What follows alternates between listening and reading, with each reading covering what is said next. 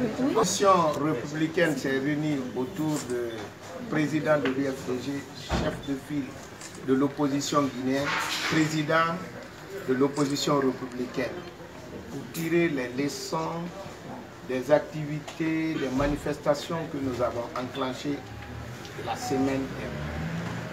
Nous commencerons d'abord pour remercier très sincèrement toute la population guinéenne, particulièrement ceux qui nous ont accompagnés pendant cette période douloureuse et surtout le jour où nous avons accompagné à leur dernière demeure les victimes de la répression sanglante et aveugle du régime dictatorial de Conakry. Je voudrais les citer ici. 1. Boubacar Bari. 2. Mamadou Seydou Diallo. 3. Mamadou Bailo Diallo. 4. Madame Mariam Ba. Nous prions le Tout-Puissant Allah de les agréer dans son paradis éternel.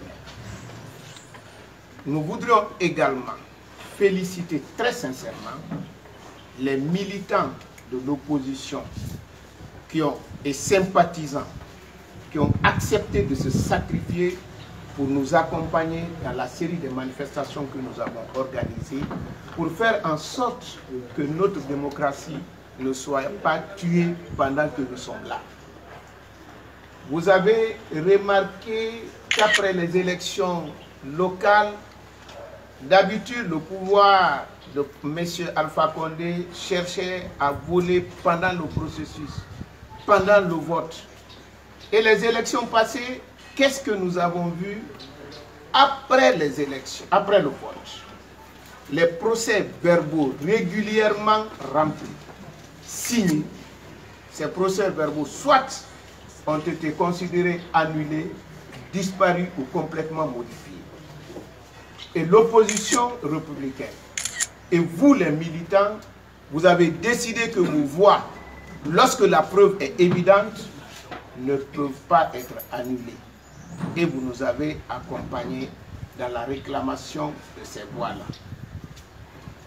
Donc, nous vous remercions et nous vous saluons pour cela. Hier, vous avez remarqué que nous avons déposé d'une manière régulière la lettre d'information pour la marche à partir de la tannerie jusqu'au carrefour Bambeto en passant par l'aéroport de Conakry. Nous avons été étonnés d'abord par la lettre-réponse de M. le maire qui nous fait croire que conformément à l'article 624, qu'on ne devait pas manifester puisqu'il y a l'air de l'aéroport, le périmètre de l'aéroport. Nous avons dit à M. le maire, peut-être qu'il a très mal dit, nous avons parlé de tronçon. Le périmètre de l'aéroport est bien clôturé. Donc ce n'est pas le périmètre qui nous intéresse, c'est la voie publique qui nous intéresse. Ça, c'est un. Deuxièmement, la loi n'a pas dit à M. le maire, encore moins à M. le gouverneur, de pouvoir changer l'itinéraire. Et d'ailleurs, ce qui est plus grave, aujourd'hui, nous sommes dans une situation où c'est la population elle-même qui revendique ses suffrages.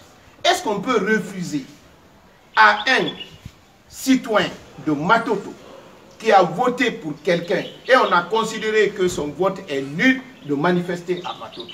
C'est pourquoi nous avons estimé que nous ne pouvons jamais accepter, quel que soit le prix à payer, qu'on nous refuse de manifester sur un territoire guinéen, surtout lorsque la loi nous autorise.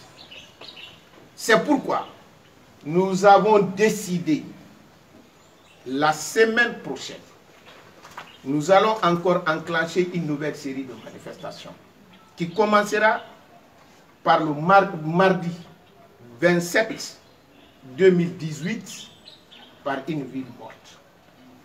Mercredi, le sitting des femmes qui n'avait pas eu lieu puisqu'on a évoqué un problème de délai, les femmes vont reprendre la lettre et informer qui de droit pour faire le sitting devant le bureau du ministre de la Justice.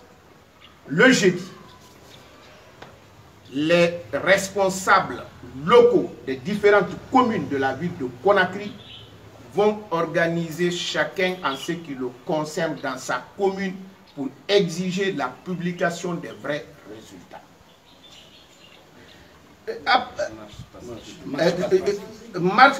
partir de la marche pacifique, partout où il y a eu de vol et nous avons les preuves évidentes. Donc, dans les communes de Conakry, Doubreka et Manéa, Kindia.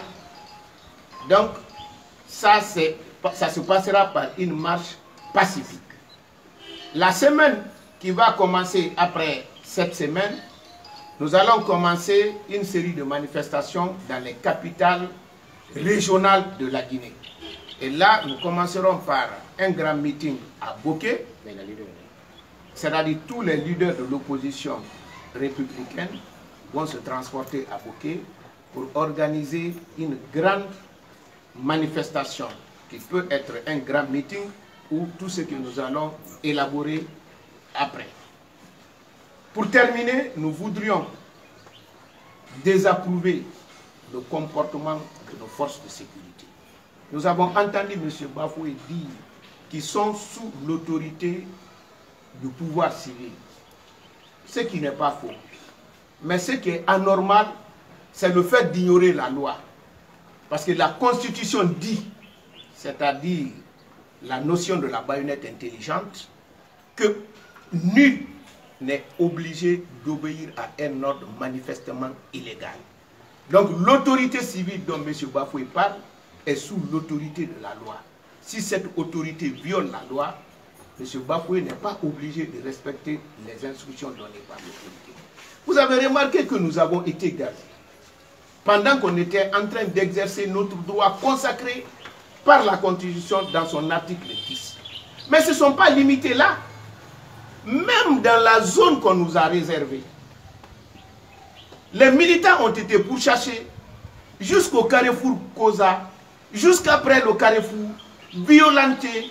Certains ont été blessés, d'autres ont été victimes des arrestations arbitraires. Nous condamnons ces actes posés par notre police et nous les invitons à beaucoup plus de responsabilité, à beaucoup plus de discipline dans l'encadrement de la manifestation. Puisque je crois le BABA pour le maintien d'ordre, c'est de dire le manifestant n'est pas un ennemi. Ce n'est même pas un